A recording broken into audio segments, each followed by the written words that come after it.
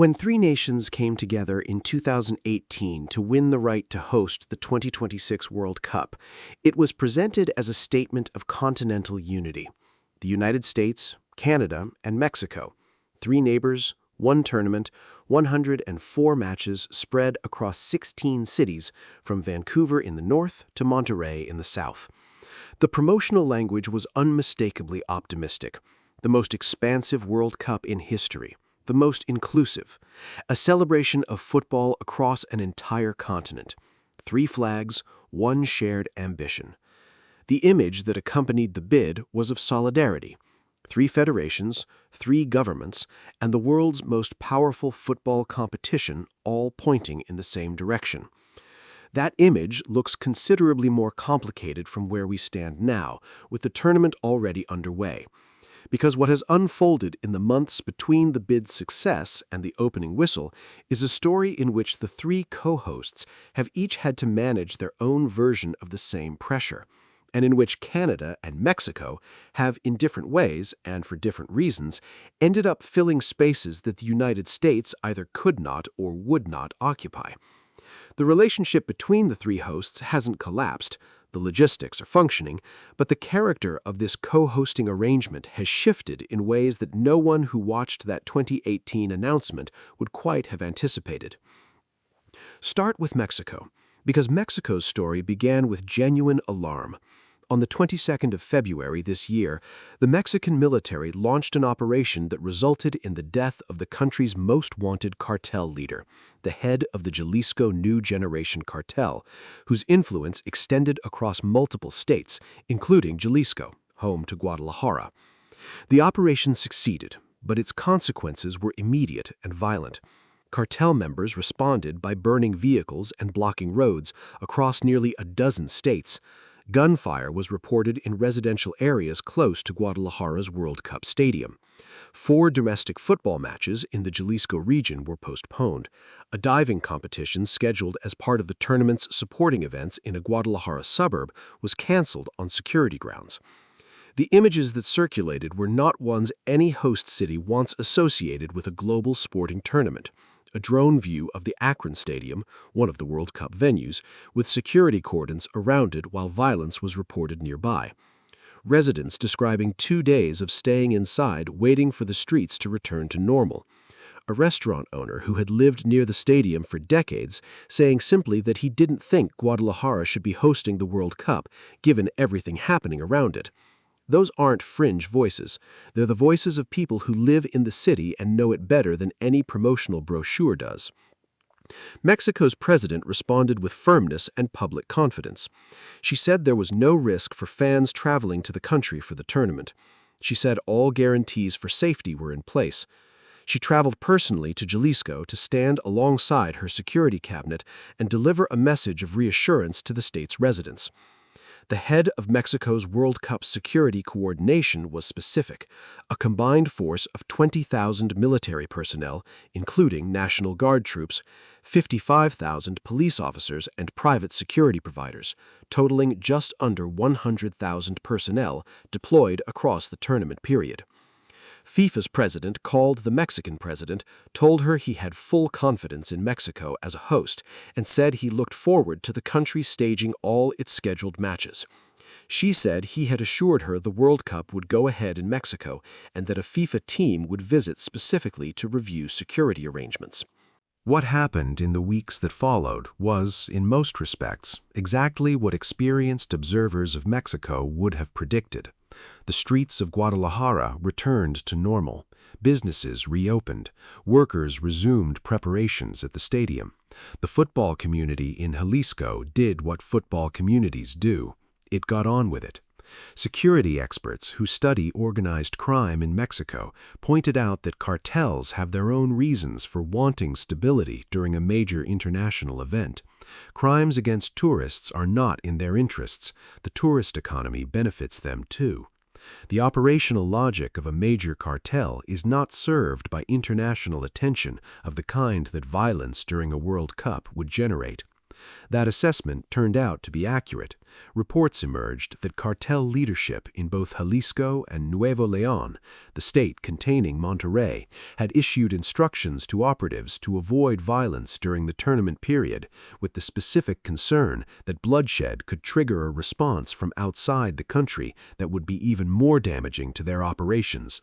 The situation stabilized. The matches were confirmed, the security deployment went into place, and Mexico prepared to open the entire tournament on the 11th of June at the Banorte Stadium in Mexico City, the stadium formerly known as the Azteca, the only venue in history to host 3 World Cups, reopened after 22 months of renovation with new hybrid turf, expanded capacity, and an upgraded infrastructure designed for exactly this occasion.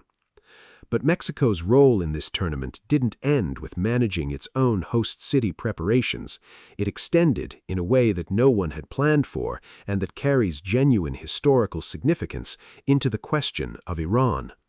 When the United States made clear it did not want the Iranian national team staying on American soil for the duration of the tournament, despite Iran being scheduled to play all 3 group stage matches in the United States, FIFA found itself needing a solution. The solution it found was Mexico.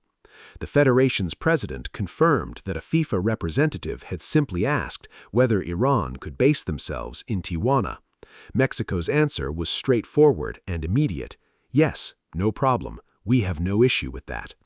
The Iranian ambassador to Mexico publicly thanked the Mexican president and invoked a Persian proverb, "True friends are known in difficult situations." The governor of Baja California welcomed the Iranian team to the border city of Tijuana with the words that her state was ready to receive them as if they were at home. Iran's camp was set at the training facility of a local club side, directly south of the San Diego border crossing, a location chosen specifically for its proximity to Los Angeles, where Iran will play their opening 2 group fixtures. The team will cross the border on match days, play their games, and return to Mexican soil each night. It is, in logistical terms, workable. In symbolic terms, it is something else entirely. A qualified World Cup nation unable to sleep in the country hosting its matches, with a co-host nation quietly absorbing the diplomatic and practical consequences. Mexico's president handled the entire episode with a calm that stood in deliberate contrast to the complexity of the situation. She stated the facts. She explained Mexico's position. She didn't make it larger than it needed to be, and she didn't diminish what it represented. In a tournament surrounded by noise, from boycott debates to security warnings to funding disputes, that kind of steady, clear leadership was its own statement. Then there is Canada. And Canada's story in all of this is, in some ways, the most quietly significant of the 3. Because while the United States has been managing security funding crises, canceled fan festivals, visa controversies, and the diplomatic fallout from its relationship with a participating nation, Canada has simply been getting on with hosting. Toronto and Vancouver between them will stage 13 matches. The opening of Canada Soccer House in both cities coincided with the start of the tournament, offering free, publicly accessible fan celebrations with performances from a remarkable array of Canadian artists. The stands will include, for the first time in history, men's World Cup football played on Canadian soil, a fact that carries genuine emotional weight for a football community that has grown substantially over the past 2 decades. Canada's visa arrangements have generated none of the controversy that the American system has produced. The country's approach is clear, consistent, and built on an established framework. Visitors know what they need, the process is understood, and the welcome has felt genuine. For supporters from nations whose fans have struggled with the American system, whether because of travel restrictions, bond requirements, or the general anxiety around the entry process, the Canadian host cities have represented something straightforwardly inviting. You can go to Toronto, you can go to Vancouver. The paperwork is what it is, but the climate around it is not hostile. Canada's own national team enters this tournament in a group alongside Switzerland, Bosnia and Herzegovina, and Qatar. The group is challenging but navigable. Canada play all 3 group matches at home in Toronto and Vancouver, which means the first Men's World Cup matches played on Canadian soil will involve the Canadian team in front of Canadian crowds. What that will mean atmospherically is genuinely exciting.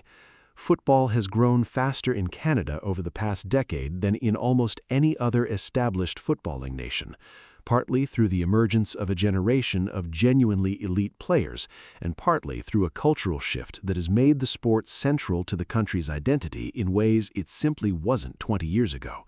That shift gets its World Cup moment this summer. What the 3-host picture looks like, taken together, is a tournament in which the burdens and complications have not been evenly distributed. The United States, hosting 78 of the 104 matches, has carried the weight of the geopolitical controversies, the security funding delays, the fan festival cancellations, the visa debates, and the diplomatic consequences of a relationship with Iran that required Mexico to step in and provide a solution. Mexico has navigated its own internal security crisis while simultaneously acting as the continent's diplomatic cushion, hosting the tournament's opening match, providing a base for a nation at war with the primary host, and presenting a face of the tournament that is warmer and more unconditionally welcoming than the one some supporters have encountered elsewhere. And Canada has, in relative quiet, delivered what a host city is supposed to deliver: preparation, accessibility, genuine excitement, and a community ready to receive the world.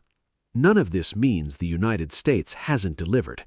The stadiums are ready, the infrastructure is in place, the football will be played in some of the great sporting venues in North America: MetLife in New Jersey, SoFi Stadium in Los Angeles, and AT&T in Dallas. The final, on the 19th of July, will take place in front of a full stadium in East Rutherford, and whatever the context around it, the occasion itself will be extraordinary. A World Cup final always is. But there is something worth examining in the way this co-hosting arrangement has actually functioned under pressure, because the original vision, 3 nations, 1 tournament, and a unified continental expression, has become something more complicated. It has become 3 nations managing their own very different realities within the same event, with the co-hosts at times filling the gaps left by the primary host's difficulties. That is not a failure of the tournament. It is, arguably, exactly what a co-hosting arrangement should be able to do: absorb pressure, share responsibility, maintain continuity. But it is a long way from the promotional image that accompanied the 2018 bid. What do you make of the way this is unfolded? You followed the World Cup through enough cycles to know the difference between the presentation and the reality of hosting. The 1994 tournament promised American indifference and delivered extraordinary crowds. The 2010 tournament in South Africa worried about infrastructure and produced some of the most emotionally resonant football in years. The gap between what is feared and what is delivered has often resolved in football's favor. Whether that resolution arrives here, and whether it arrives equally across all 3 host nations, is one of the central questions these 6 weeks will answer. If you found this worth your time, a like helps more than you think. Subscribe if you enjoy thoughtful football coverage, and let me know your view in the comments. I read every one. 3 nations, 1 tournament, and a story that has turned out to be more complex, more diplomatically layered, and more revealing about the world around the game than anyone planned. Whether the football itself can carry all of that, that's what the next 6 weeks are for.